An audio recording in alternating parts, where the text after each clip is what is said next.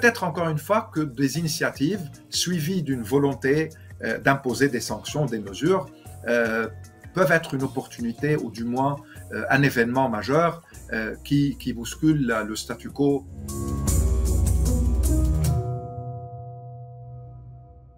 Ravi de vous retrouver pour une nouvelle saison du Dessous des cartes avec le grand retour chaque vendredi de nos leçons de géopolitique, un entretien hebdomadaire avec un expert et des cartes sur l'un des grands dossiers de l'actualité de la semaine. Aujourd'hui, Palestine, quelle reconnaissance avec vous, Ziad Majed, bienvenue.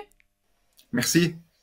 On est ravis de vous retrouver dans nos leçons de géopolitique. Vous êtes politiste, professeur à l'Université américaine de Paris et vous vous apprêtez à publier début octobre cet ouvrage, Le Proche-Orient, miroir du monde, comprendre le basculement en cours. C'est aux éditions de La Découverte.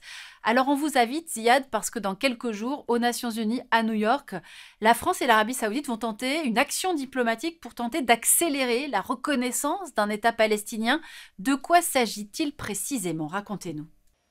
Alors, il s'agit d'une initiative politique qui tente de retrouver des idées pour des solutions à ce conflit qui dure maintenant depuis presque un siècle, depuis la déclaration de Balfour d'ailleurs en 1917, voire avant.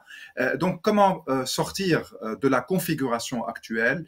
Est-ce qu'en reprenant les termes historiques d'une solution à deux États, et donc, puisqu'il y a un État, il faut reconnaître l'autre, la Palestine, qui est aujourd'hui un territoire occupé par Israël, bien que, après l'annonce de Yasser Arafat en 1988, s'agissant de la déclaration d'un État, aujourd'hui on compte 148 États dans le monde qui reconnaissent déjà cette Palestine. La France et l'Arabie saoudite souhaitent que cela se consolide et que des États européens occidentaux puissent également reconnaître l'État palestinien pour mettre de la pression afin de trouver une solution politique à la catastrophe actuelle. Alors cette initiative franco-saoudienne, elle intervient au moment où Benyamin Netanyahou lance une nouvelle offensive sur Gaza-Ville, au moment où la situation des Gazaouis scandalise comme jamais, sans doute, l'opinion publique mondiale, et alors même qu'on le sait, la colonisation israélienne de la Cisjordanie est aussi en train de s'accélérer. Du coup, qui va suivre l'initiative franco-saoudienne selon vous? Qui ne le fera pas? Et qui reconnaît par ailleurs la Palestine depuis déjà bien longtemps? Il est clair que nous sommes face à un moment exceptionnel dans l'histoire de la violence sur cette terre. Il y a aujourd'hui la guerre que plusieurs organisations qualifient de génocidaire à Gaza. Il y a l'annexion en cours de la Cisjordanie, qui a été d'ailleurs votée par le Parlement israélien en juillet 2025, d'une partie de la Cisjordanie, avec plus de budget aux colonies jugées illégales par la Cour internationale de justice. Et il y a Jérusalem-Est qui a déjà été annexée par Israël, bien que la résolution 242 des Nations Unies de 1967 considère que Jérusalem-Est, la Cisjordanie et Gaza sont des territoires palestiniens occupés. Donc l'État palestinien doit en principe se concrétiser un jour sur ces territoires-là, selon cette résolution. Maintenant, comment sortir de la situation actuelle? Certains considèrent qu'une reconnaissance peut mener à d'autres et donc mettre la pression sur Benyamin Netanyahou afin que sa politique soit isolée et que peut-être les États-Unis vont finalement suivre par comprendre que leur soutien inconditionnel à Israël n'arrange pas les choses. D'autres considèrent que cette reconnaissance va rester dans l'état actuel des choses très symbolique s'il n'y a pas des mesures et s'il n'y a pas des sanctions contre Israël qui jouit d'une impunité presque totale depuis très longtemps. Donc sans sanctions, sans mesures, il n'y aura pas de conséquences directes ou des implications directes d'une reconnaissance, même si elle reste importante politiquement et symboliquement. Alors, sans parler du raisonnement de Benyamin Netanyahou, que nous allons bien sûr mettre à part, il y a aussi d'autres voix qui s'opposent à cette reconnaissance de l'État palestinien en disant pas de reconnaissance d'un État tant que le Hamas contrôle Gaza et ne libère pas les otages. En quoi est-ce une bonne ou une mauvaise manière de prendre le problème selon vous? Plusieurs diplomaties européennes mettent en avant cela et les reconnaissances de la Palestine ont connu trois vagues d'ailleurs. La première, c'était après 88 avec les pays arabes, africains, asiatiques et le bloc de l'Est. du temps de l'Union soviétique. Il y a eu une deuxième vague de reconnaissance dans les années 2008 à 2015. C'était surtout l'Amérique du Sud qui s'émancipait de l'influence politique américaine directe, états-unienne, et donc les pays là-bas avaient reconnu la Palestine.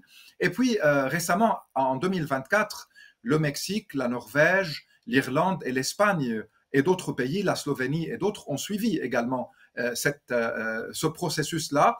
Et maintenant, la France considère qu'il est le moment de respecter des promesses et respecter aussi tout un processus politique qui a eu lieu à travers les négociations bien avant le blocus de Gaza de 2007, bien avant le 7 octobre de 2023 et évidemment bien avant tout ce qui se passe aujourd'hui. Donc mettre le Hamas comme une justification pour une non-reconnaissance, c'est une façon de la part d'Israël de rendre toute reconnaissance impossible, d'autant plus qu'il faut aujourd'hui certainement un cessez-le-feu, la libération de tous les otages, de tous les otages israéliens et la libération de tous les prisonniers politiques palestiniens et prisonniers détenus sans même être jugés ou accusés. Donc il faut trouver des mesures concrètes sur le terrain, mais il faut une reconnaissance de l'existence politique palestinienne également.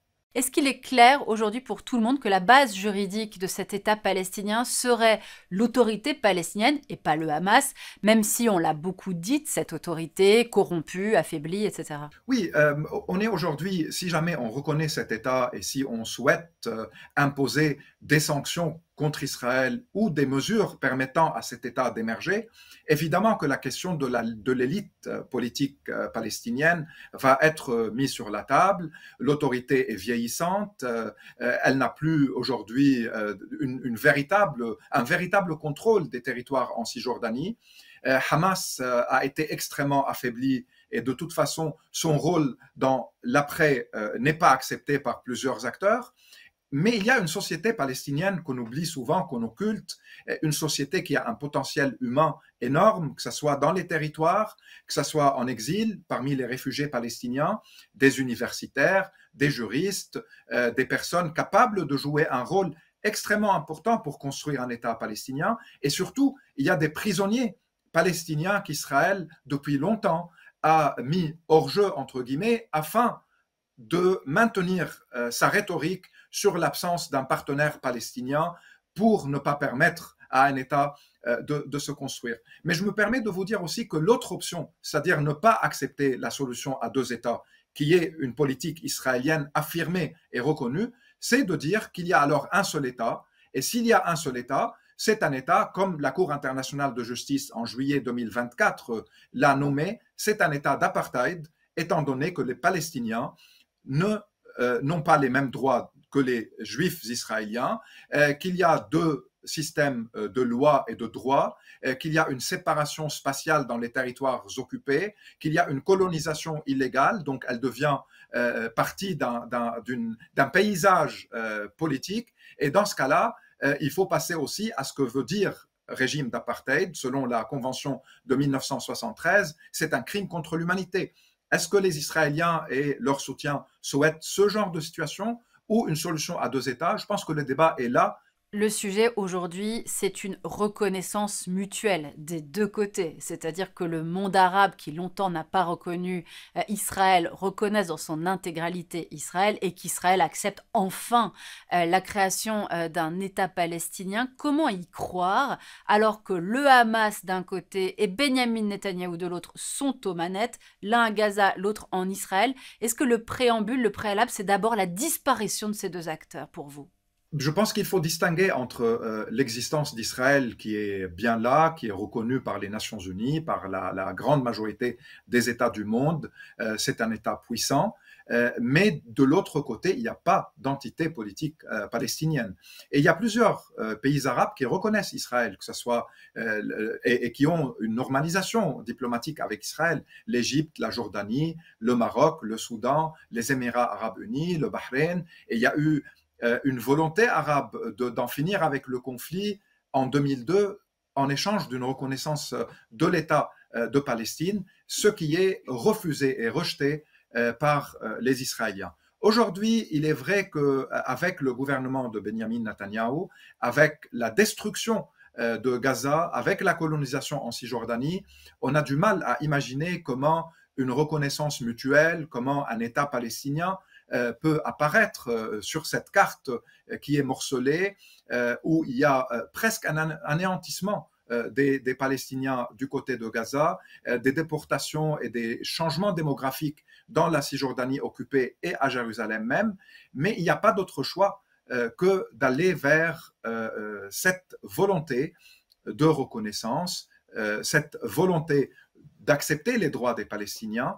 Sinon, les autres scénarios sont des scénarios de conflit qui vont se poursuivre et qui vont avoir des conséquences non seulement dans la région et non seulement par rapport aux tragédies des populations concernées, mais par rapport à la paix mondiale. Et on le voit de plus en plus avec toutes les crispations et les tensions à travers le monde. Précisément, puisque l'on parle des acteurs régionaux, quelles sont aujourd'hui les positions des pays du Moyen-Orient? Ont-ils les moyens de faire bouger les lignes, ou est-ce que le véritable acteur principal de cette histoire, c'est Donald Trump? Je pense qu'il y a de plus en plus aujourd'hui comme un sentiment d'impuissance qui s'installe, et qu'avec Donald Trump, il est très difficile de comprendre la logique ou la raison des relations internationales, d'autant plus qu'il méprise le droit international, il impose même des sanctions contre des représentants de ce droit, des juges, des procureurs. La Cour pénale internationale en est un exemple,